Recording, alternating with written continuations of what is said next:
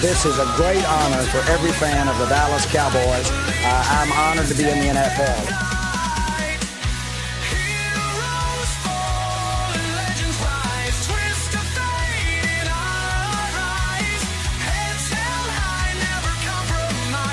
What can I say? Mamba out.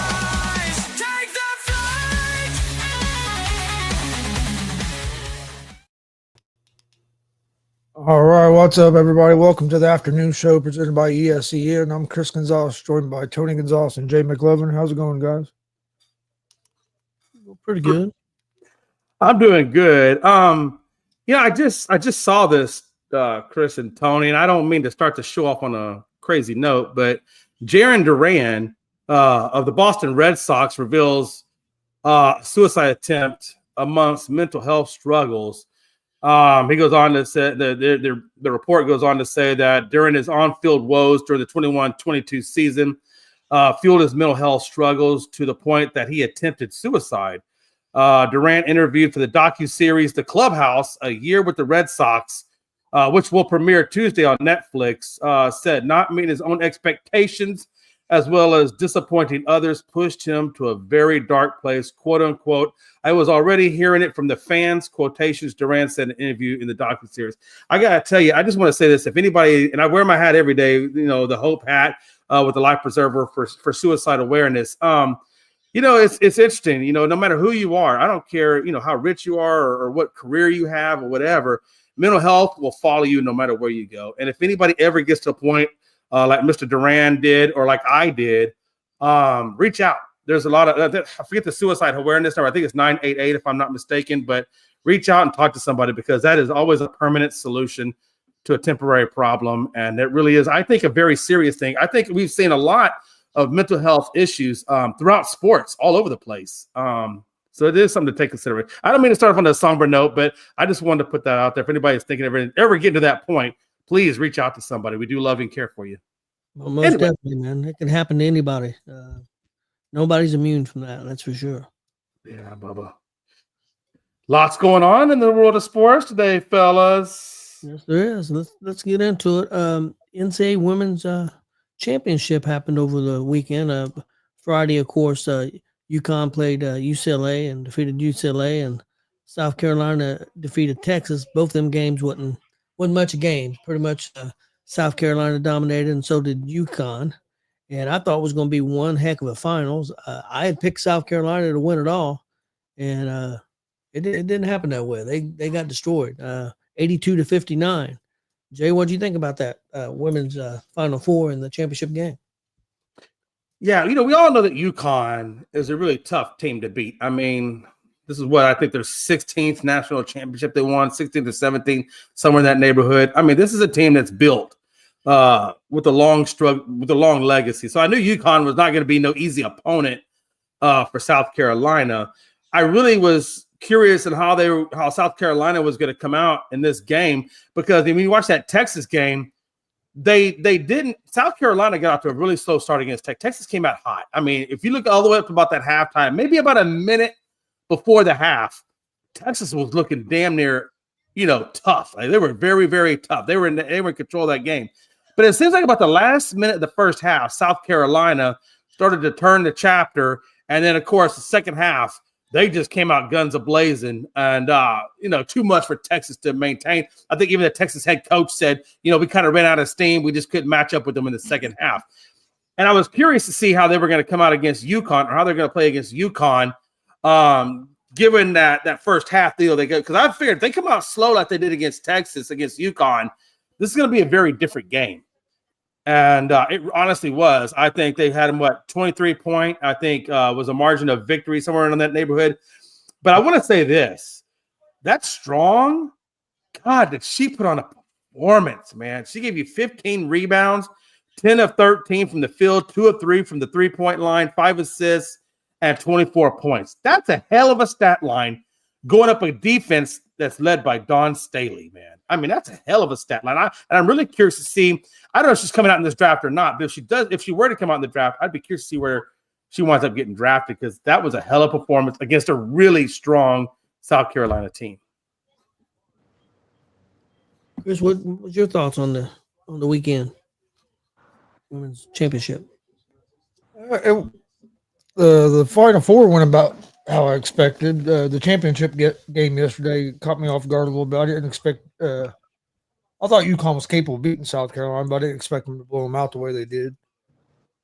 But other than that, I mean, the South Carolina Texas game went about what I was expecting, and then so did UConn UCLA. I still think USC probably would have maybe been in the Final Four if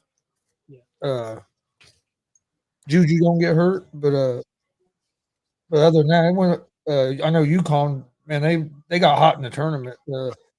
They started out the season rough, and then as the season got on, they started looking like a UConn team, and then in the tournament they went on an amazing run and led by Paige Beckers. I know you said about Juju. I don't know what way UConn was playing. I don't know if they could have got by him or not. I mean, they may have because Juju's a great player, but it would have been interesting to see that game. I'll tell you this: if you look at the points in this game against South Carolina, if you take Strong and you take Fudd and you put their points together, I think it gives you 48 points. That means all of South Carolina only outscored the two of them by 11. I mean, the way those two players were playing, that's crazy. And I'll be honest with you, everything was going good in the first half of that Texas-South Carolina that I thought was going to happen.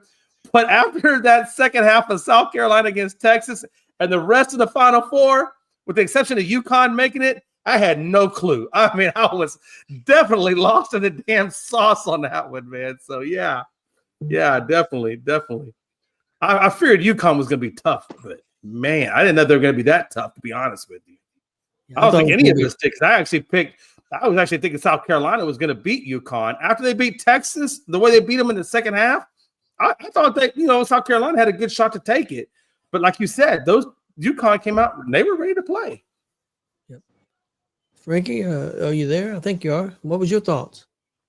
Yeah, it was a good weekend on both parts. But since we're talking about the women's, I honestly, I'm not going to say that I thought that UConn was going to do what they did. I did think UConn was going to win just because we've seen them go up against South Carolina in the regular season. They did this exact same thing where they blew them out by basically the same amount of points. South Carolina, I think, had like 58 points and UConn had like 87 at the time. And no difference over the weekend. It was like the same exact thing. But I feel like, they were out-coached and outplayed. And UConn knew, they know when to turn up at the right time, especially coaching wise. That coach, and I said it before, he's like one of the greatest women's basketball head coach in my generation. I can't say all time because Tony and Jay, you guys been around for a long time. You've witnessed many coaches in different eras. But in my lifetime, the UConn head coach is one of the best women's head coaches in my lifetime. But they showed out, and especially what's her name? Chris said her name a little while ago for UConn. She 2 years ago she tore her ACL, and everything was done, and she knew that this was her senior year. She already announced that she was going into the draft for the WNBA. And she showed out this year, and she actually showed that she wanted to end her life as a college professional, as a champion, and that's the best way to do it. Nothing wrong with South Carolina. They're a good team, no doubt about it. They got a great head coach. Hell, they won the Natty last year, so you made it again. So you won it. You went back to defend your title, lost it, but you went back, girls. All right. There's no how can I say that? There's no telling if you're gonna make it again next year or anything. I feel like they can make it again next year. They got a great coach over there. They got a great squad over there. They just faced up against the better squad this time around. Hey, Joe, before they go on, we're going to get to that segment. When we get to the NBA segment, we'll definitely be talking about this and other teams. So just bear with us, Bubba, because we got a lot of stuff to cover tonight, and it's going to be a lot of fun, baby. Yeah, I think talking about Beckers for Connecticut, UConn. Yeah, she played great. Do you think she's going to be a top pick in the draft? She'll be a high pick. To be honest, I don't know who's all coming out, so I don't know. I can't say like where she'd be at, but I think she'll be up there pretty high. Okay, guys, let's move on to some NCAA men's tournament. Happened over the weekend, the Final Four. We had Florida beating Auburn in the first game, 79-73. And then on the second game that night, we had Houston and Duke, and Houston winning 70-67. So we got the finals tonight. I didn't even look what time, probably around 8:30. I think it's 7 Central, so it's probably 8 Eastern, if I'm not mistaken. Okay. Last time I looked at it. All right. Chris, what was your Yes, thoughts on the it's 7:50 Eastern, 8:50 or 7:50 Central, 8:50 Eastern. So yeah, right about 9. Chris, what was your thoughts on the weekend? Well, I picked both games wrong. I thought Yeah, you did. Yeah, you did. I thought Auburn would. I thought Auburn would beat Florida, but that was a good game. A real good game. Auburn led most of that game, and then Florida was able to come back at the end. But that Clayton for Florida is just dude's outstanding. Good. Dude's outstanding. I think he's going to be the reason that Florida wins the game tonight. But then the Houston Duke game, I'll be honest, I didn't watch any of it. I was watching a movie actually. But yeah, I bet you were. You didn't want to face them dudes. Stop kidding. Well, but at least tell me what movie you watched. You can go ahead. What movie did you watch? I didn't watch a movie. He's right. I just didn't want to talk about this game because Houston won. But you can go ahead. Yeah, don't get mad at me. What movie did you watch? I want to know. I know, but I can't remember the name of it. But I thought. But what I saw of the game and what I've heard about, or what I've heard of the game and the highlights, it sounded like it was a real good game. Duke controlled most of that game. Houston was able to come back there in the last couple minutes of the game to get a big win. The only thing I didn't like, I've heard out of the game, is how you got some of these guys trying to say now that Cooper Flagg doesn't have a clutch gene because he missed a shot at the end of the game. How many shots has he took at the end of the game where you can compare to that whether he has a clutch gene or not? I think that's ridiculous. But I think tonight's game should be a pretty good game. Yeah, I think it should be a real good game. I enjoyed both games.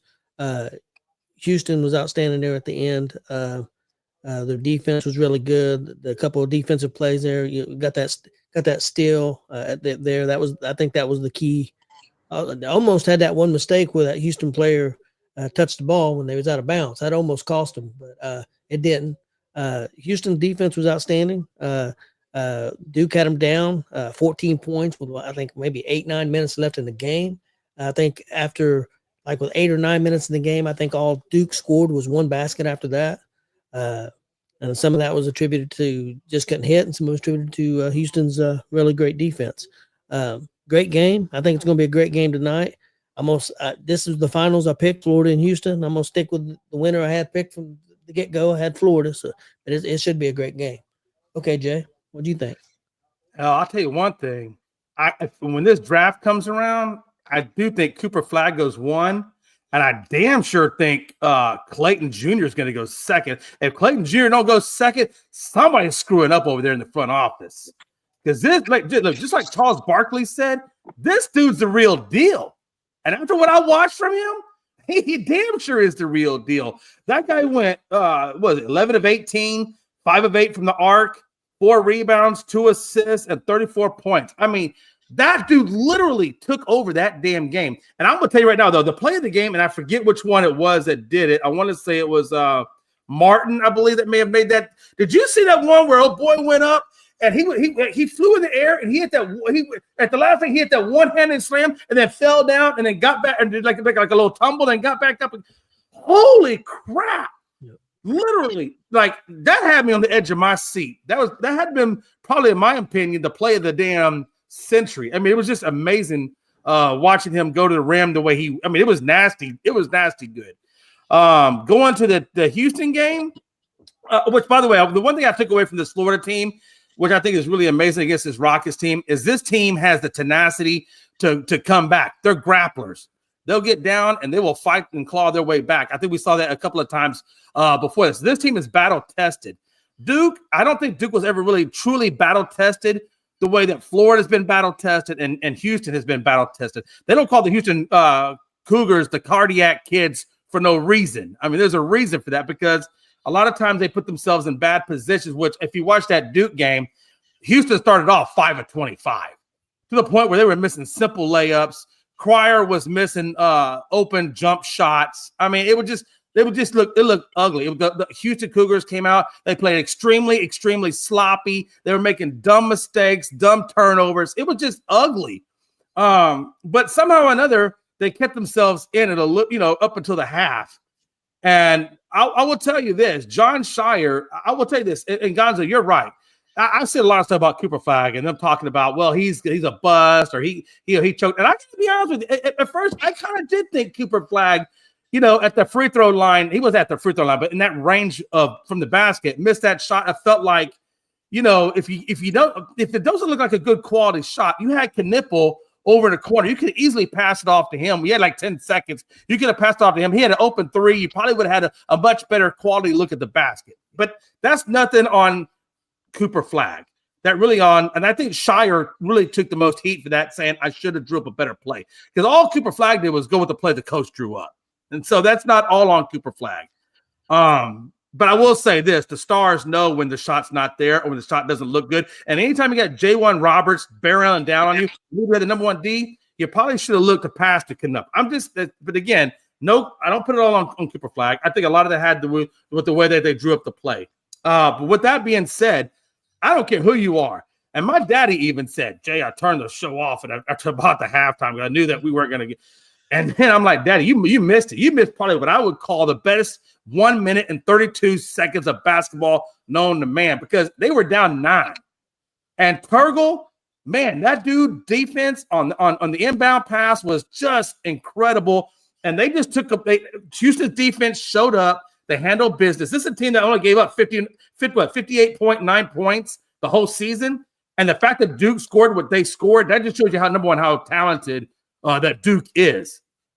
But the problem is Duke don't have that dog-like fight that the Rockets have. And I'm sorry, Kenneth Jet Smith, you're damn right, baby. Clutch City 2.0. And Houston is a clutch team. We're not the most talented. We damn sure are not. I'll give you that. But we got experience. And we got a non-quit motor in us, and you saw it. You saw it. And everybody that I've seen on all the sports media, First Take, Party Interrupt, the whole 9, everybody talks about Duke. But very rarely do you hear them talking about Houston or Florida, really, even for that matter, as much as they talk about Duke. But Duke's not there anymore. Now it's us, baby. And I look forward to this. And Frankie told me, well, Jay, don't get too hyped. Don't do this, don't do that. And I'm not. I know this is a dogfight. The game we're getting ready to go in against Florida, it's going to be an absolute dogfight because you got 2 teams that have a dogfight mentality that can get hit in the face, can play ugly basketball, but can still get the win.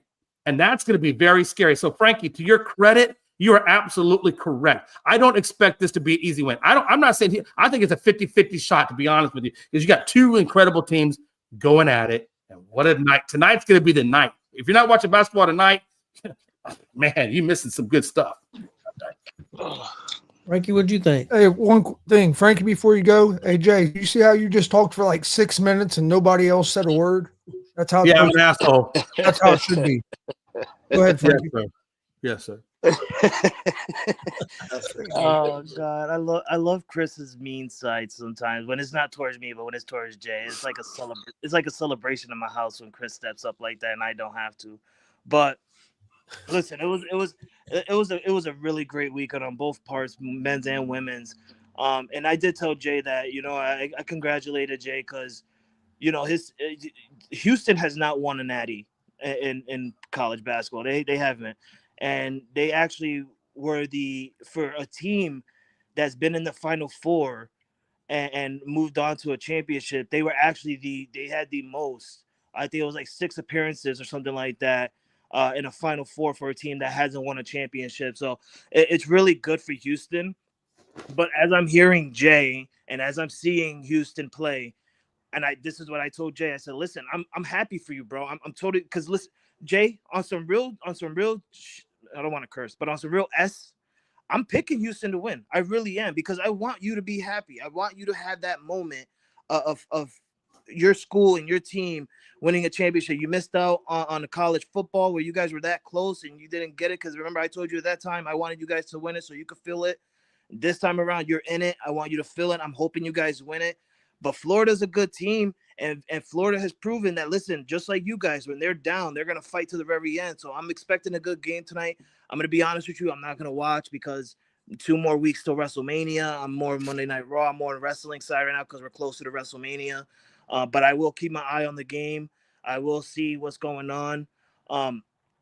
It's going to be a hell of a bloodbath.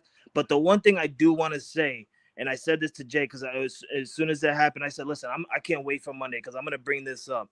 For all of those people who watch the NCAA March Madness and everyone who's upset that they didn't get their Cinderella team or a Cinderella story, listen, if you're not watching this, then you clearly don't know what basketball is about. You don't have the love for this sport. And I get it. I love a Cinderella team more than anyone in this world. I pick underdogs all day, every day. No doubt about it. Even though some of my teams are underdogs, except if you count the Patriots, they're underdogs. But you know, I like an underdog. You know, I like the Cinderella story. But when you have 4 number 1 seed teams go at it and they show you over this weekend 2 great games, I don't know what else you can get out of it. I honestly because let's really look at it. If you had Houston going up against a Cinderella team that's like a 12 seed or something like that, Houston would have blew that game out. Houston would have blew that team out of the water with the bad offense that they got, but a great defense they got. They would have still blew out a Cinderella team. Same thing goes for Auburn. Same thing goes for Florida or Duke. If any one of those teams would have had to face a Cinderella team, it wouldn't have been in a more great game than what we saw out of these 2 games between Auburn, Florida, and Houston and Duke. It was really great. Duke, I'm upset with. They took their feet off the pedal on Houston. They should have never done that. If it's the one thing you learn about your opponent is, yes, they have a trash offense, but they also have a great defense. Don't ever take your foot off the pedal. But it was a great weekend, Tony. It was a great weekend for college basketball. I will not be watching the Natty title tonight. I will keep my eye on it. I'm more of Monday Night Raw tonight. I did watch the women's last night, but I'll keep my eye on it tonight, Jay, just for you. I'll tell you one thing, though. By you missing tonight's game, you're actually going to miss history because no matter how it turns out, no matter which coach wins, if Florida wins, the youngest coach in history will have won the championship. And if Houston wins, the oldest coach in history will have won the championship. So you're going to miss history one way or the other, but I got you. Well, if you miss Monday Night Raw, you might miss history. Okay. Yeah, I thought it was a great weekend. I mean, we could be talking right now very easily. We could have had a Duke and Auburn final. That's how good the games were.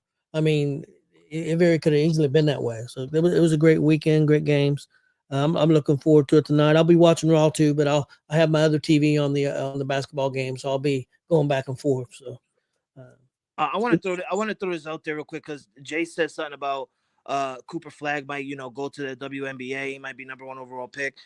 After what Cooper Flagg and Duke just went through, I guarantee you Cooper Flagg's not going to go into the NBA. I guarantee you because he was one step closer to the national championship game. He's going to come back to Duke. He's going to come back with fury and fire, and he's going to try everything he can to get Duke back into the Final Four and get a chance into the national championship game. I can see, I don't want to guarantee it, but I can see Cooper Flagg turning down the NBA and going 1 more year in college. That's hard when you're the projected number 1 pick. I mean, to turn that down, wow. He could be the number 1 pick next year. Yeah, that's true. I don't know. I think he goes.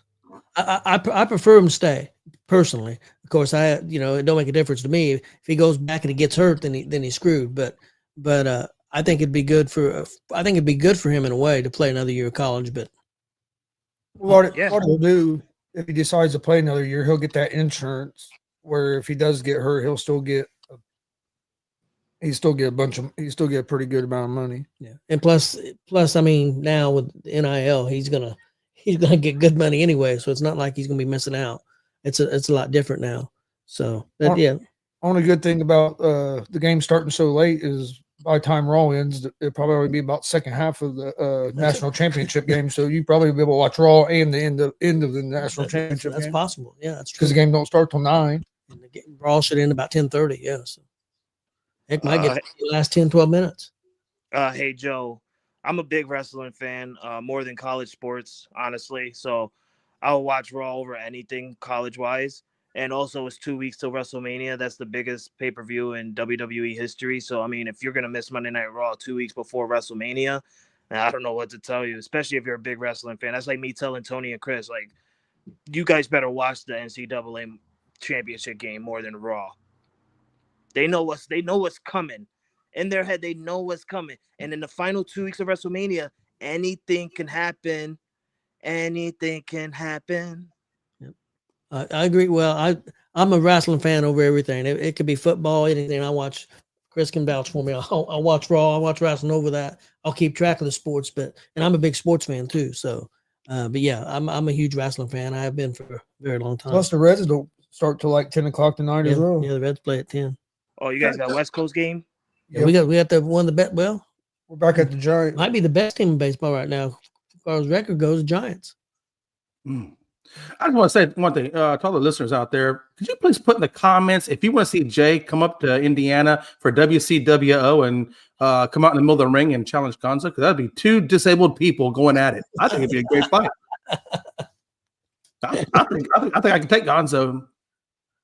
I see Gonzo's finishing move like Penta on Jay. He's gonna do Penta's finishing move on Jay. Dude, that Mexican destroyer on his ass. I can see it right now, Chris on the top turnbuckle. Well, I'll tell you this. I think Gonzo could take a better slap to the chest than Jay does, because Melanie hit me last night. I had heartburn, so he might keep me on the chest slaps. I know he can get you on that because I've seen what he's tuck already. So. Chris sitting there on it in his headset like, yeah, don't worry, I'll get that connection out. You want that match? I'll give you that match. You don't even understand. You don't even understand, Jay, on how many interruptions you give me. You don't let me talk. Oh yeah, I'll take that match any day. Fight. I'll show you how to get chopped, Jay. You think Melody gave you? You think Melody gave you heartburn? Wait till Chris Gonzalo fucking go over there and chop you. It's gonna be more than heartburn, bro. You're gonna have a heart attack when Chris chops you. He'll get you in the ring, set you up, and then have JKO, one of the king of chops, give you a chop, and then we'd find out it'd be the end of Jay. Hey, all I know is Chris's name's gonna be El Pablo. That dude will JKO light you up. Oh yeah, he will. And smile the whole time. Well, guys, let's talk a little NHL. Chris, you're going to have to help me out on the name because I can't say it. Alex Ovechkin. Ovechkin, okay. Alex Ovechkin, who broke Wayne Gretzky's NHL goal record, 895 goals, guys. That I never thought this would happen. I never thought anybody would break it. I don't think a lot of people did. I know Chris was telling me he was kind of sad because, all these records are getting broken. That that in all sports, all these records are getting broken, and she didn't think it was going to be broken. But it's going to be interesting. Now, I think it's good for this to get broken for Washington, for the Capitals, because now they can focus. Because Capitals are ahead of schedule. They went to a rebuild. Yeah. They're a couple of years ahead of schedule. I think they got a chance to win the cup this year, but they've lost a few games. I think they've been more concerned about the record than they have been the games. So now I think they can get their focus back. I think they got a shot at the cup. So I thought it was pretty cool. Frankie, what do you think about it? It was amazing. All right, I've been waiting for this moment all season. I knew that he was getting close. We just didn't know how close or when he was going to get it. They were projecting that he'll get it sometime this upcoming week.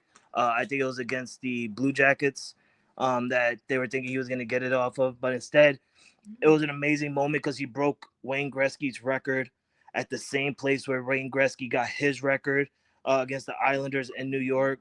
It was an amazing feeling. I like the fact that they stopped. As soon as he got the goal, they stopped the entire game. Brought out the carpet, brought out the family. Wayne Gretzky came out there. It was a special moment. And if you're a hockey fan, I'm not a diehard hockey fan, but listen, I know about Alex Ovechkin. I know about Wayne Gretzky. I know about players. All right, Sidney Crosby and all that. I know people. So to sit there and watch Alex Ovechkin, finally break the record, it was a special moment because they asked him. A game prior to this, they were winning, and he already had tied the score. He already tied the goal in that game, and then the other team had an empty net, and the coach asked Alex, "Do you want to do it right here? Do you want to do it here on the empty net?" And Alex, as a true competitor and a true sportsman, he said no.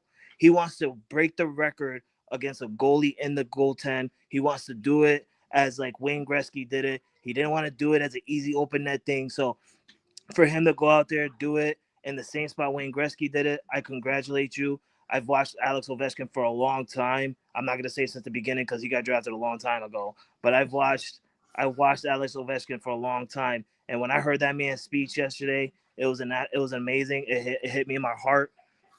Listen, we're witnessing a lot of record-breaking moments. This is a time where we should all love and be happy about this, because it's really rare that we get to see something like this. We've seen Tom Brady break the record for Super Bowl wins. We've seen LeBron James break Kareem Abdul-Jabbar's record for scoring, and now we're seeing Alex Ovechkin break the gold for NHL.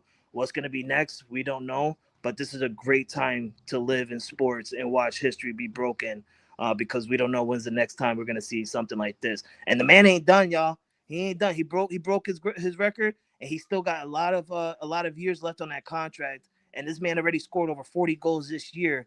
Can you imagine if he scored 40 more next or the end of the year after that? Like, it's gonna be hard to catch up to Alex Ovechkin now. I think he goes for 1,000 goals. I see that happening too, because he's only 5 away from 900. Yeah. He's got a good shot at it. Jay, what do you think? I think probably the most impressive, and then by the way, Frankie, the fact that he shot the goal where he shot it from, that is extremely impressive. I think what impresses me even a little bit more than even just that, or you could say the ice cream or the cherry on top of the cake, is that he broke the record in the same exact amount of games that Gretzky set the record at 1,487. That's pretty impressive to say that I broke the record in the same amount of games. Because how many times do we know that some records get broken with rules being changed or maybe more games added to a season? There's always something, a little something. This guy did the record on the same exact amount of games. And like you said, Frankie, from the same type of spot. So he really, to me, that was not the icing, or that was a cherry on top of it all. I think it's an impressive thing to do. It's amazing. I'm curious, as a lot of people didn't think that Wayne Gretzky's record could be broken. They thought that was kind of one of the unbreakable records. I was trying to think in my mind some of the other unbreakable records, and I'm thinking the one I guess that comes to my mind. I'm curious what you guys think in terms of unbreakable records, and it's not because it's Nolan Ryan. I don't know it is an Express, but he got 5,000 strikeouts. But the way the pitching is nowadays, with starters not really going anything more than 5 or 6 innings, and then they'll go to the bullpen, I don't know that there's maybe Paul Skeens, if he could stay healthy, maybe he could do something like that. I don't know. It's too early to tell. But it's just the way the amount of innings that now these starters go. I don't think anybody out there can really ever touch that kind of a record. What records do you guys have that you think that are unbreakable? I'd be curious to know. I don't know. I think there's some baseball records, but I'll be honest with you, I really can't think of anything right now. Right. What do you think about the hockey? Like I kind of told you, it was cool to see Ovechkin beat it, because I never thought anybody would beat it. But it was also kind of a bittersweet moment, because basically the reason I knew anything about hockey, first found out about hockey when I was a kid, was because of Wayne Gretzky. I mean, he was like one of the first hockey players that made it mainstream, where at least for me, he had the video game. I mean, like everybody knew who Wayne Gretzky was, even if you wasn't a hockey fan. So, but I never thought his record would be beat. I don't think anybody will beat Ovechkin, because I think he's going to play at least another couple seasons, and that could be. Hell, he's scored, like Frankie said, he scored over 40 goals this year. So if he does that for another couple seasons, that's right there, over 80 goals. I don't think anybody will beat it, because I don't know if you're going to have players playing 20, 25, 24, 25 years like he has, and some of the other guys. I don't know if you're going to get as many of these younger guys that are going to play long enough to be able to break it. But I mean, you never say never because nobody thought Gretzky would get broken. It happened. Right. It happened yesterday. So, but no, I actually heard it on the radio. I went outside to smoke. As soon as I got in the car, they were replaying the call. It just happened. They were replaying the call of the goal getting scored. But Ricky and Chris, is there any records you guys can think of that may not get broke? What's the home run record now? Well, Bonds, I think, has that one. If I'm not mistaken, I think it's like 755, I think. He broke Hank Aaron's record. I want to say it's like 755 or somewhere in that neighborhood. Think anybody will break that? Aaron Judge. And I'm not even no, I'm not saying it because I'm a Yankee fan or not like that, but like let's like really look at it. Aaron Judge is like literally smoking home runs left and right, and since 2021, he's already close to 200 home runs and that's just since 2021. The man's already, I think, close to 400 home runs, or something like that. So I don't know. I'm not, like I said, I'm not saying it because I'm a Yankee fan. I'm just saying Right. out of baseball analysis and stuff, how many home runs this guy hits in a season. He just had 62 not so long ago. He had 58 last year. So I mean, if the more home runs the man hits, and he's still with the Yankees for about another 7-8 years. I mean, the more home runs he hit, I feel like he can catch up to that home run record, especially with the way the game is being played today. I was actually wrong. It was 755 was Hank Aaron. Barry Bonds is at 762. So that 763 would be the number. A record I'm thinking of might be the most wins as a pitcher. I don't even know who's got it. I'm gonna be honest with you, but the way pitching is nowadays, I don't know if anybody can catch that. Receiving yards, most receiving yards. I don't know if anybody will ever catch Jerry Rice with the receiving yard record of 22,000 and something. I don't know if we'll see a receiver break that. What about rushing yards as well? Because we saw Saquon Barkley almost break it. He didn't break it. Right. Oh, you mean like the single season rushing yards? Yeah. Yeah. Yeah. I think that's more attainable though I think that kind of a record is more attainable than the home run record or even Ovechkin's record. I mean, I still think that with the way technology is and the way the body is performing and things like that, I think that's still attainable. It may not happen for a while, but I think that's attainable.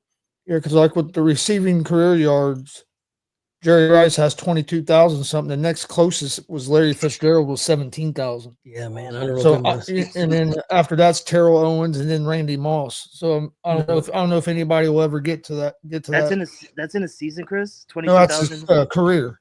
Oh, I was about to say 22,000 yards in a season. Was there no wide receivers?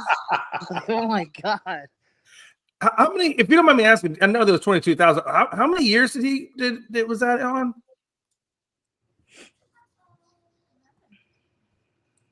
I think he played like under 15 years, maybe. Because back then, football was like it wasn't like today. I'm just trying to figure out.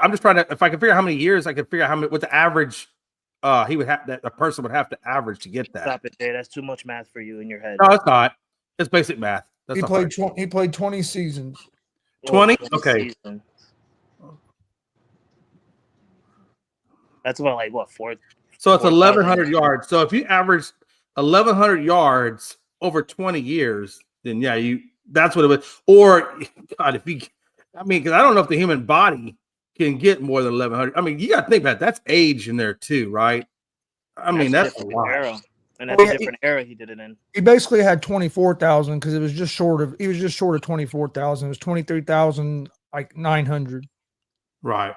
So that might give you an extra 40 yards or something like that. I mean, it's still under 1,200, but higher than so between 11 to 1,200.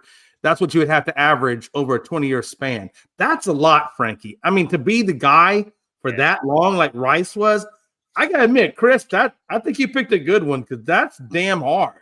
I think I have one too, guys. Most wins as a pitcher. Cy Young's got 511. Next, close to that was Walter Johnson with 417. There's nobody. Roger Clemens had 354. Right. I mean, I don't think anybody's. Tom Glavine had 305. I don't think there's anybody. And we talking about ladies and gentlemen, we're talking about records that were set on times of different eras. Football record of Rice was literally hard time era football, like hard hitting, helmet to helmet, no flag thrown type era of football. And then you got baseball, what Tony just said, Cy Young, 511 wins.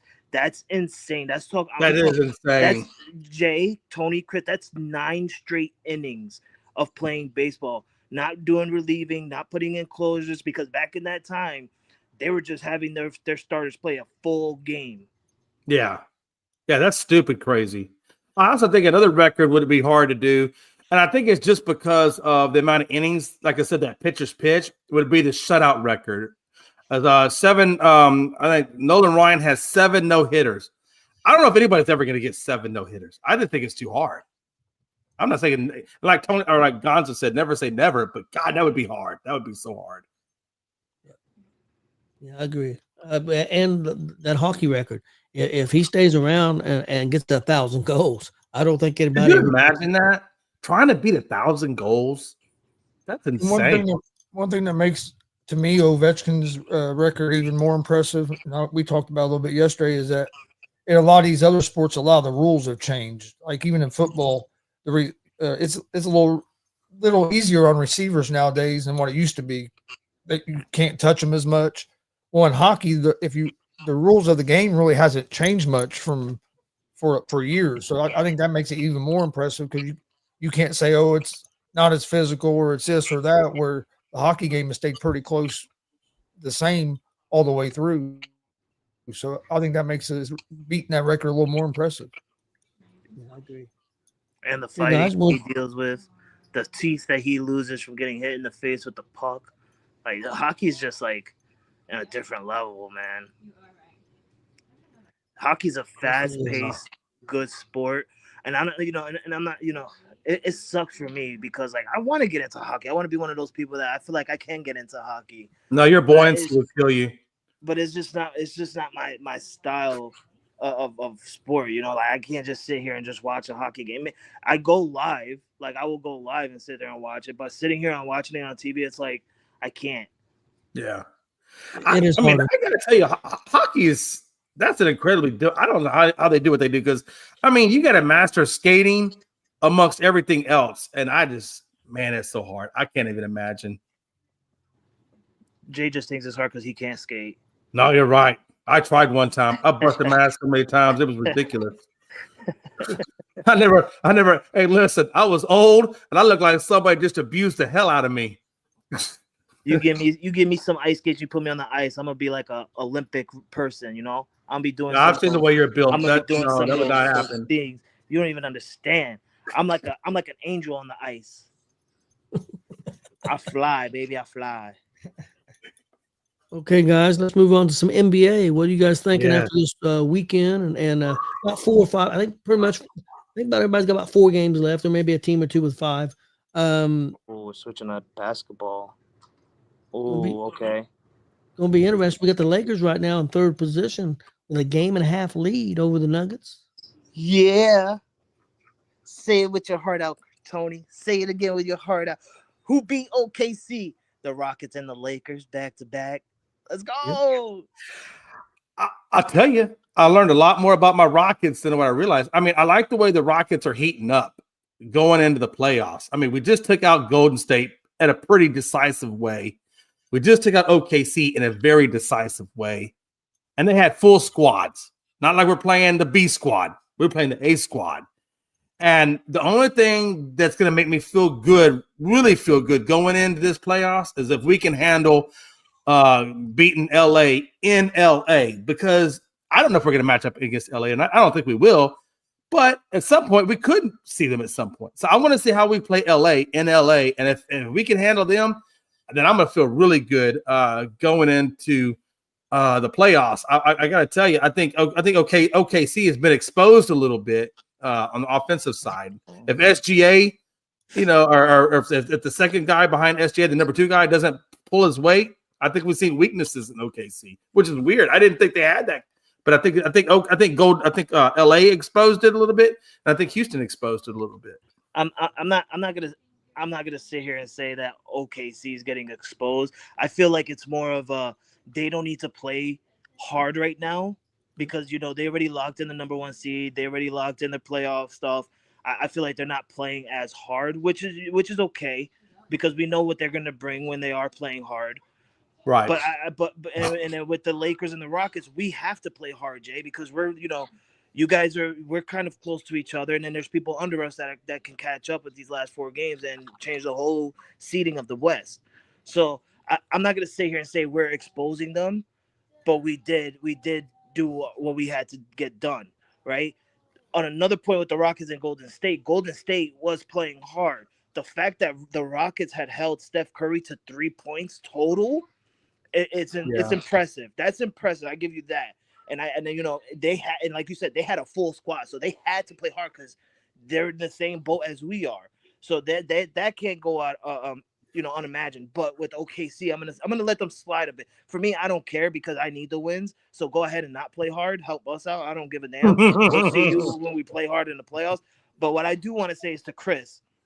Chris, do you know how many free throws SGA shot against the Lakers? I do. No. He shot zero free throws, baby. And Chris said that come playoff time, he said, I don't know how OKC is gonna be because the officiating is SGA gonna be on the getting into the line much because if he don't, things are gonna look different. Listen, SGA didn't shoot not one free throw. That's the first time that somebody that a team stopped him from getting to the line since 2023. That's over 200 games that this man has been getting free throw shots, and the Lakers broke that. And they just showed that if they can do that in the playoffs, like Chris said, that could happen, OKC could lose. They really could. Guys, let me ask you, Jay and also Frankie. Looks like the Rockets have got the 2nd seed. I mean, all they got to do is win one more game, and they're up 3.5 games over the Lakers. So with 4 games left, they would really have to collapse to lose that. And then the Lakers would have to go undefeated, and then the Rockets would have to lose all their games, which I don't think is going to happen. But you never know, I guess. But who would you first round, Jay? Who would you rather play right now? Tied for the 5th seed, you got the Clippers, Warriors, Timberwolves, and Grizzlies at 46 and 32. You're going to play the 7th seed. Who would you want to play? Dan, that's a good one. I think Memphis. I've seen Memphis get hot sometimes, and when Ja gets hot and when he gets going, I know how that looks. The speed of that game when you're playing Memphis, I think, comes into a big part of it as well. I do think you know what, and I know this is going to sound crazy, but I would love to match up against Golden State going into it. I would. I think we match up pretty good with Golden State, honestly. Center position, I think Sagoon and what he did against Draymond, because Draymond's got to play dirty sometimes. He played a little dirty against Sagoon. That's why he got that flagrant. So I think that's the one I'd like to play. I want to play the best. Don't give me the weakest. Kaylin took me to Monster Jams. Yeah. What do you think, Frankie? Who do you want to try to match up against? Yo, real talk. I'm a beast, Jay. All right, I'm a bear. All right, I want it all. I want all the smoke. Give me Denver on the first round. I want Denver. I want the team. I want the team. And I'm not saying that's what happened, Frankie. Listen, and I'm not saying it because I feel like the Lakers can outmaneuver Denver in the playoffs like they did in the regular season because I think they can. But I want Denver because Denver is the one team in the last 2 years that the Lakers could not beat in the playoffs. We lost in the Western Conference Finals 2 years ago to them. We lost last year in the first round to them. I want them this year. Chris, look at me when I'm talking to you. I want them this year. I want Jokic. I want to make Jokic an actual joker. Y'all call him a joker? I'm gonna show you guys why he's a joker. Give me him in the first round. All right? Give me Russell Westbrook. Right now, the Nuggets are not playing good. They're 3-7 in the last 10. The other team that's not playing good, Grizzlies, are 3-7 in their last 10. And then out of the top 8 teams, the Lakers are 5-5. So that's how everybody else is really Timberwolves 7-3, Warriors 7-3, Thunder 8-2, Houston 8-2. So a lot of teams are playing well. And the Nuggets only half game ahead of them other 4 teams, so they could drop back. It's not impossible. So it could be interesting. And I think the mystery team is going to be the Clippers because they're also 8-2. Yep. And I think I don't always like what Stephen A. says, but he had a good point that he had a good point. Kawhi Leonard has been playing really good basketball, and if these Clippers can stay healthy, that's going to be another very interesting team to go up against. Listen, yeah, Jay, I'm gonna be real with you, Jay, and as a sports fan, I agree with you. You got to look out for the Clippers because they, if they're healthy, they can, and I hope that they're healthy in the playoffs. But the same way I'm going to tell you, and I'm going to say it to Chris, and I know Chris is going to agree with me, in the same way with Tony. Can you tell me who's going to be on the Clippers that's going to show up in the playoffs? Because Kawhi don't, James Harden don't. Who's going to show up in the playoffs? And that's why you just made my point. That's why I call them a mystery team because you don't know. You don't know. I mean, I understand what you're saying with healthy, and it's cool. They could be healthy. I think they go in healthy. But I do not think James Harden's going to show up in the playoffs like he always do. And people are going to look at it, and they're going to realize they're going to look at him and be like, listen, the Clippers were a play-in team. They worked their way up to a number 6. But guess what? James Harden is not going to show up in the playoffs. Kawhi Leonard, who knows if he shows up in the playoffs? And if he do, will he be healthy throughout the playoffs? Because that man, one ankle turn and he's done.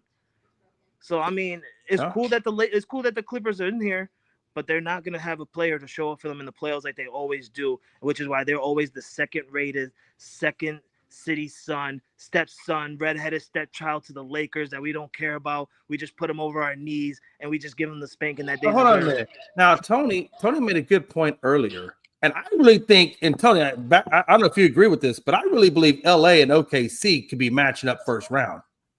And I wonder if LA can hang with OKC because Frankie always says Lakers in 5. And that's a ballsy thing to say, consider how good OKC is. Do you think on the overall length of a series, can LA hang with OKC? We don't face them in the first round, though. No, they can't face in the first round. Is that not a plausible? Maybe LA area? Clippers, maybe the Clippers, but not the Lakers. Not the Lakers. And the reason why I'm asking that is because seeds 3 through 6 aren't determined. It's not feasible to say that the Lakers and Frank, I don't wish this on you, but I know a realistic thing is it's not given the opponents you got to play. You still got to play OKC. You still got to play Houston. It's not unforeseeable because there's only 2 games between you and 6 that you couldn't slide down. Doesn't two play 7? 2 play 7. 2 would play 7. They can't fall down to the play-in. Is it 2? Okay. Okay. Thank you, Gonzo. I appreciate that. Okay. I think they're okay. I mean, if they lost all 4, they possibly could because there's only 2 games in between the 8th position and the 3rd position. So it's not impossible that they could fall there, but they would have to probably lose all 4 games. You're right, because 1 would go against 8. Am I correct on that? 1 would go against 8. So right now it'd be Lakers versus Memphis if it stayed the same. Why right now, is Memphis not Lakers? I apologize. OKC versus Memphis. I'm saying. Yeah, the Lakers. If it stayed the way it is, right? It would the Lakers will play whoever's in the 6th seed. Yeah, right now, the way they've got it listed, what I'm looking at right now, but a lot of teams got the same record. So I mean, I don't know. But right now, they got the Warriors in the 6th position. Okay. So that'd be Lakers Warriors. And Rockets would play right now in the 7th position. They got Timberwolves, but all them teams have the same record. So I don't know. And plus, the 7 and 8 seed is determined by the play-in tournament. So you won't know until the play-in tournament who those will be for sure. Because Gonzo. So in the play-in tournament, because I always get confused on this part, Gonzo. So in the play-in tournament, is that where basically 9 and 10 go at it to see who and 8? Like, is it the bottom 7 through 10 that goes at it to see who's going to be in that 7 and 8 spot? Yeah, that's going to be the 9 and 10 right now is going to be the Kings and Mavericks, and that's not going to change probably. I got you. Okay, I got you. So Jay, it goes play-in. It goes 7 and 8. Whoever wins that one becomes a 7th seed that faces the 2nd seed team, and then whoever wins between 9 and 10 faces whoever loses in the 7 and 8, and then whoever wins that becomes the 8th seed. Okay. All right. Fair enough. You're welcome. I get it, Jay. Last year you were in the bottom of the barrel, so you didn't get a chance to feel it. Now you know what I'm saying? Hey, when you're looking at the rest of the world, it looks like a big world when you're looking at from the bottom. And this is really interesting thing. But I will say this though, Frankie, being at the number 2 spot, looking down on you, you look kind of smaller. Interesting. I feel you. Listen, I feel you because for a fan of a team that's like for the last 3 years been in nothing but play-in tournaments, like I know. understand the play-in tournament a lot. So to finally be in the playoff spot and not having to deal with a play-in tournament, like I'm kind of cool with it. But listen, don't be like because we're number 2 seed, you look a little small to me. Because listen, we might look a little small to you, but this little small team in the 3rd seed was dunking all over you in LA, baby, and you coming back. But you're still gonna. Hey, that's all. Hey, I get it. That's why we got one more game to go. So just hold that pause. Put a pause on that. Okay, guys, let's go to the Eastern Conference real quick. The Cavaliers are going to hold off Celtics and hang on to the first position, even though they're not playing very good right now. They're struggling. Celtics has got the 2nd position for sure. Knicks has pretty much got the 3rd position. They're 3 games up on the Pacers. They'd really have to fold up. Pacers look like they've got the 4th position over the Bucks, who's 3 games back, and that's the Bucks would have to win all 4, and the Pacers would have to lose all 4. So it looks like the Pacers is going to have the 4th seed. Where it gets a little interesting is the 5th and 6th seed with the Pistons and the Bucks. Pistons are back 1 game. After that, there's nobody can catch them. 7 and 8 is the 7th the Magic. They're a game up on the Hawks. The Bulls are in that 9th position, a game behind the Hawks, and the Heat is 2 or 3 games behind them in the 10th position. And that's pretty well the way it's going to be. Chris, who would you like to see the Pacers play first round, the Bucks or the Pistons? The way the Pacers are playing right now, I don't think it really matters. I really like the way we're playing right now, but in a way, I would say the Pistons just because of they're a young team. They don't have the experience that the Bucks have, and you never know when if Giannis can get hot and go off. But we also beat the Bucks last year in the playoffs, in the first round of the playoffs. So, but what I really like about the Pacers right now is we beat Denver Nuggets last night without arguably our. You can put him up. Well, he was our only All-Star on their team. I think he's probably the 2nd best player on the team. But we didn't have Siakam play last night, and we still beat Denver, even though Jokic had a 42-point triple-double. And we beat Denver at Denver without one of our best players. So I like the way Pacers are playing. Basically, if we win one more game, we basically lock up the top 4. Like you said, we'd have to really collapse. If we tie with the Bucks, they have a tiebreaker on us. Okay. So if we win another game, Bucks have a pretty easy schedule left. So I think the Bucks are probably going to finish ahead of Detroit. Yep. Pacers have to play Cleveland twice, but how hard is Cleveland going to be playing? And in our other 2 games is Orlando and Washington. So we don't have a real tough schedule other than the Cavs. But like I said, being the last 2 games of the season, 2 of the last 3 games of the season with the Cavs and them having the number 1 seed locked up, they're probably not going to be playing real hard. So I think it's pretty safe to say we should have the 4th seed locked up. Can I just say something real quick? I'm about to head out. The Yankee game is about to start. You already know me. Early game time against Detroit. I just want to say this real quickly. Who the hell you guys think you are? Huh? You guys think you're in Indiana over there winning games left and right? Y'all beat the Denver Nuggets with a Jokic triple-double 40-pointer, and y'all think y'all the shit over there? You think you're going to win? Huh? I want to see some fire out of you, Chris. I want to hear you say, I want to go up against Milwaukee. I want to shut out this goddamn Giannis guy. I want to beat him again. And then we're going to go out and we're going to beat the next one. And then this time we're going to win the Eastern Conference Finals. And then we're going to go to the finals and we're going to lose to the Lakers. That's what I want to hear you say, Chris. Come on. Who do you guys think you are? Tyrese Halliburton. Yeah, okay. Nah, I love you guys. I wore a special jersey. I wore a special jersey for you. I wore my Pittsburgh Pirate jersey, man. Roberto Clemente, just for you today. Yeah, what is Tyrese Halliburton's name? Sound like a corporate sponsor? Is it just me? Listen, my wife tried to get under my skin yesterday. And this is my last thing before I leave. She tried getting under my skin, which Tony, by the way, the hell with you wearing that goddamn jersey. Listen, it was a good series. It was a good weekend series. We beat Pittsburgh 2 out of 3. But yesterday, she's getting under my skin. She's looking at me and she's like, whoa. Because the whole weekend I'm talking shit about Pittsburgh. Like, listen, they're a shit team. Like, nobody cares about them. You got their fans chanting, sell the team 2 days in a row. And then they beat us. And she's like, whoa, because we go in the extra innings. I'm like, listen, I'm going to give it to them. The fans need something to be happy about. Okay, cool. End your weekend on a happy note. But you're not good when you have a 4-1 lead going into the ninth, and you end up having the Yankees come back and tie it up to go into extra innings. And, you had to, literally hold your hand to your heart and be like, can we at least get this win, please? So I'm not caring about it. It's early in the season. It's the Pittsburgh Pirates. They need something to celebrate about. But Tony, the hell with you wearing that jersey. I hope that catches on fire without you looking. I'm having a hard time believing you're wearing that jersey sitting next to a Reds fan. That's weird, Tony. I'm a huge Roberto Clemente fan. And they sold these there, and at the Pittsburgh is Indianapolis Indians is close to us, and they're a minor league team, and they're the minor league team for the Pirates. And went and seen a game 4 or 5 years ago, and walked into their shop and seen this jersey, and I told my wife I had to have it. I'm a real big Roberto Clemente fan. I'm a fan of a lot of people. My nephew thought he could wear a Texas Rangers hat to my house one time. I stunned his ass out the house real quick. But no, he wasn't wearing a Texas Rangers. No, he was wearing an Atlanta Braves. That's what it was. He was wearing an Atlanta Braves hat on. Oh, I got him out the house real quick. I said, you go change that damn hat. But, the interesting thing to me, and I think you're right, if the Pacers go up against Cleveland, most likely they're probably going to either rest their starters or what have you.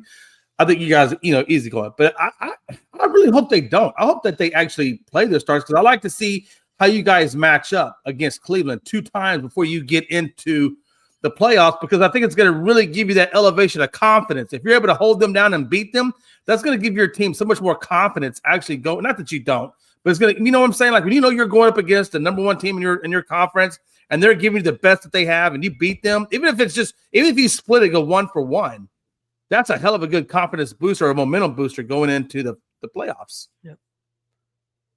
One more NBA thing I wanted to touch on real quick, and this was before the game this past yesterday. This is just the Warriors' ranks before Butler got there. Before they got there in steals, they were 9th. Since they got there, they ranked 1st. Free throw attempts, they were 28th. Once he got there, they moved up to 2nd. Points off turnovers, they were 13th. With him on the team, they went to 1st. Offensive rating, they were 19th. They moved to 8th.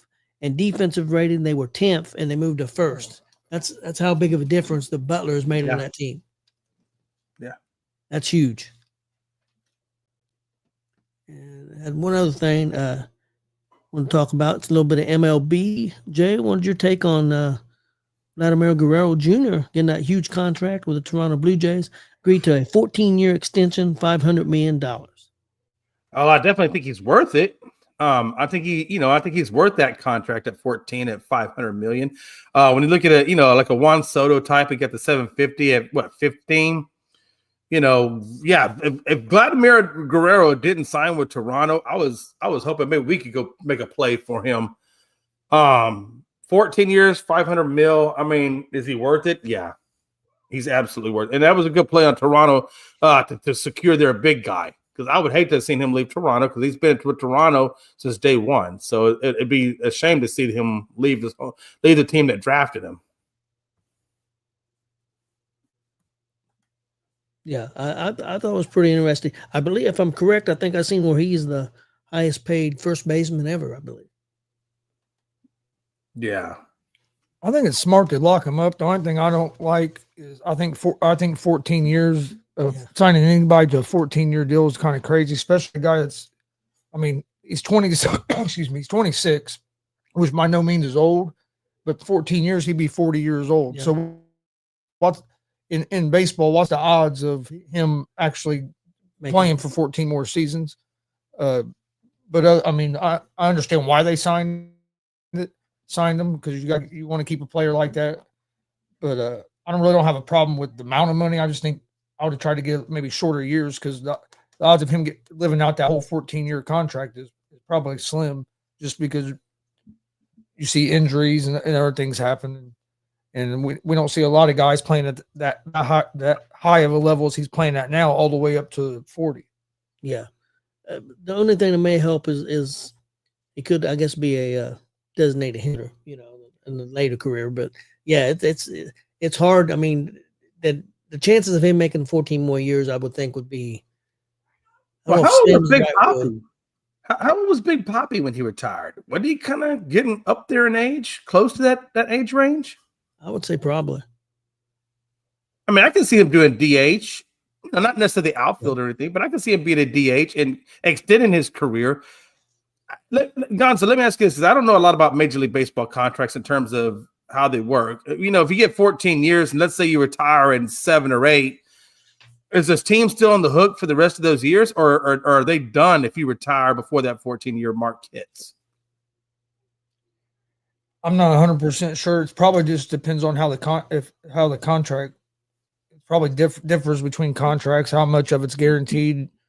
But baseball is usually pretty much guaranteed, so I would think he'll get all 14 years. I mean, you still got guys like Bonilla and guys that are still getting paid that.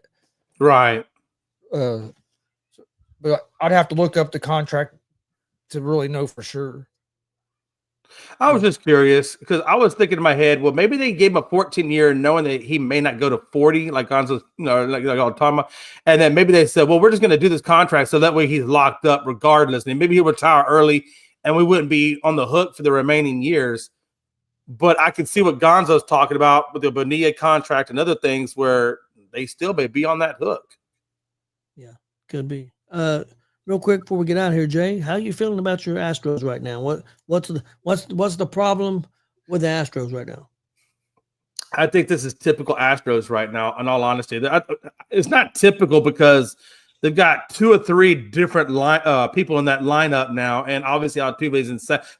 They shook up that offense a little bit. So I still don't really know how to gauge this team yet. If this was last year's team or even the team before that, I'd say I'm not really worried about it too much right now because the Astros historically have gotten off to slow starts. But this isn't the same team. They've changed a lot offensively, so I don't know. Right now we're 4-5, or about 3.5 back, so I'm not worried about it right now. But I think over the next 2 months, that's going to be the tell of the tape. Is this just who we are now, and we're not the same Astros we were before? I don't know. There's a lot still to be learned. So right now, I would say I don't know. I can't even comment on this team because it's just with Altuve being in second, Rogers being on, or Altuve being in left, Rogers being on second, Christian Walker being on first, and Paredes being on third, and they're batting under 200. I don't know, man. There's too many questions to know at this stage of the game. Yeah, me and Chris's Reds. I don't know, man. The pitching's been pretty good. I think we've had maybe just 2 bad pitching outings, really, and really maybe 2 bad bullpen outings. So pitching's been pretty strong. Hitting is still a problem, man. We're not consistent. That's been a problem for the last 4 or 5 years. I'm hoping we can turn it around, but I'm a little concerned. Chris, what do you think? I'm not too concerned yet. I mean, we've only played 10 games. Yeah. And and like you said, we've had, other than basically, really our pitching's been good every game, but game wise, all games but one, and in 1 inning of a game, really. Other than that, our pitching has been excellent. Our bats just got to get going, and right now our problem seems to be we'll get going 1 game, and then we'll go 2 or 3 games we can't hit, and then we'll have another game where we score 10 runs, and then we have a couple games where we can't score no runs, and then we'll have another game where we'll score 7 runs. I'm not real worried yet. For one, I still believe in Francona. We have a good manager. I think he'll be able to get this team turned around. Where the last few years when we got off to a slow start like this, I don't think we've had a manager that knew what he was doing to try to get it going. Also, some injuries have hurt us a little bit. Steer's battle on that. His right shoulder, so he's DH'd a couple of games, but he hasn't been right. And then McLean now has been battling that hamstring, and then we also have two guys that would have been in the starting lineup that haven't played at all this year. They started the season hurt, so I think you get them couple guys back, and I think our bats will start going, and I think we'll be okay because of our pitching. Our bullpen's been pretty good. Starting pitching has been excellent. Other than yesterday, Spires didn't have a great game, but I mean he's our 5th starter in the rotation, and the first time he started, he pitched great. So I mean, Yeah. didn't pitch real great yesterday, but And he's not our normal fifth starter either. no, he's not. You know, our reason our fifth starter right now is because Abbott's not healthy. So. One other thing, real quick, the Giants, man. That's who we play tonight. At the Giants, they're 8-1 right now, winning the division over the Dodgers, over the mighty Dodgers, and Dodgers and Padres are both. Well, Dodgers have played one more game than Dodgers, but the Padres and the Dodgers both have just 2 losses. Diamondbacks have only they're 500 and they're a decent team, so very tough division there in the West. Cubs are doing pretty good right now at 7-5, leading our division. The Phillies are 7-2, winning their division. Let's look in the American League real quick. Yankees ahead in their division with 6-3. We got the Tigers ahead in their division 5-4, and the Rangers winning their division 8-2. Another surprise team, the Angels at 6-3. Who gave the Giants their 1 loss? That's a good question. Dodgers. Did they play the Dodgers? The Cincinnati Oh, Reds. Cincinnati. That's right. So say, how do you not know that? Hey, Yeah. well, no, Gonzo, in all due fairness, right now he's got a Pirates jersey on, so his brain is a little That's left true. right That's now. true. We put him back in a Reds jersey, and he'll be back in there. Question, though, guys. You know what's interesting to me, and I'm just going to go back to my division for a minute. It's interesting to me that the Angels are in second place and doing well. And it's also interesting to me that the Mariners are dead last and the Athletics don't even have a true home. But for some reason, they're not last place. I really thought the Athletics being, even though I know they have they have a decent roster, the fact that they're not dead last being a nomadic team that's crazy. That just blows my mind a little bit. That's true. Yeah, the Angels are a shock. I mean, but Yeah, they are. We're only 9-10 games in, so I mean, let's look after 40 games and see where everybody's at. Yeah, I agree. We beat San Francisco's second game of That's right. second game of the season. That's right. And that's the only game they've lost. Yeah, Giants are looking good right now. Again, it's early. I hope the Dodgers shit the bed. Hey, you got to admit, though, with all the damn money, and I know it's early, but still, with all the money, the fact that San Francisco's number 1 and Dodgers are number 2, that just says volumes. It's all good. Yep. But I will tell you this, Phillies always play the Dodgers tough. They always play them tough. That's one team they gear up for. And plus, Phillies are a good team also. I mean, Phillies a good team.